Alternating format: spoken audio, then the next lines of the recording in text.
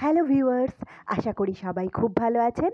আবারও একটা নতুন ব্লগে আপনাদেরকে ওয়েলকাম জানাচ্ছি।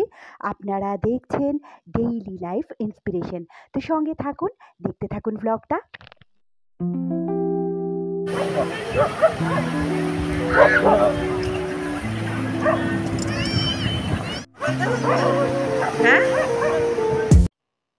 গত কয়েকটা ব্লগ ধরে তো আপনারা দেখছেন আর দেখে বুঝতেই পেরে গেছেন যে এখনও আমরা রয়েছি সেই পুরীর সি বিচেই।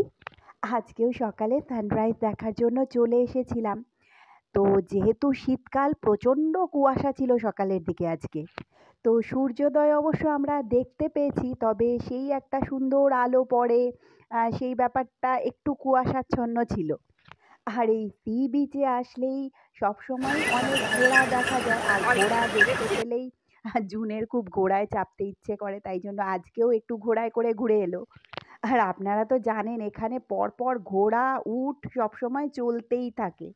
আর স্পেশালি বাচ্চারা এগুলো দেখলেই একটা ওঠার জন্য বায়না করে। আর সি বিচে এসে চা না খেলে তো হয়ই না। চা নিয়ে নিয়েছিলাম, তাই জন্য সকালবেলা একবার এই যে এখানে আমার চাটা দিয়ে গেলেন।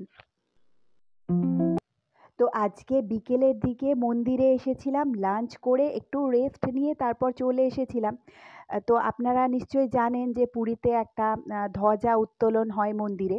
তো সেটা 4টের সময় হয়, তবে আমাদের আসতে আরেকটু দেরি হয়েছিল। আর মন্দিরের ভেতরে তো ক্যামেরা অ্যালাউড নয়, তাই জন্য আপনাদেরকে সেটা আর দেখাতে পারলাম না। তারপর এখন সন্ধে হয়ে গেছে, মন্দিরের বাইরে চলে এসেছি আমরা।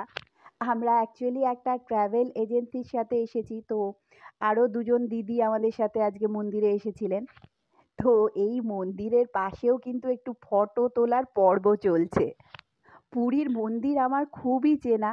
তো এই দিকটা আজকে এসেছিলাম, আমাদেরকে একটা টোটো নিয়ে এসেছিল। তো টোটোওয়ালা আমাদেরকে এখানে এই ঘোড়ার দ্বার যেটা বলে অশ্বদ্বার, তো সেই দিকটায় ছেড়েছিল।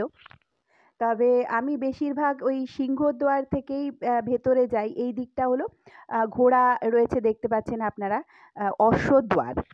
তো বন্ধুরা, আজকের ব্লগটা এই পর্যন্তই। আমার ব্লগগুলো কেমন লাগছে কমেন্ট সেকশানে কিন্তু অবশ্যই জানাবেন। আর যদি ভালো লাগে তাহলে চ্যানেল বা পেজের সঙ্গে থাকবেন।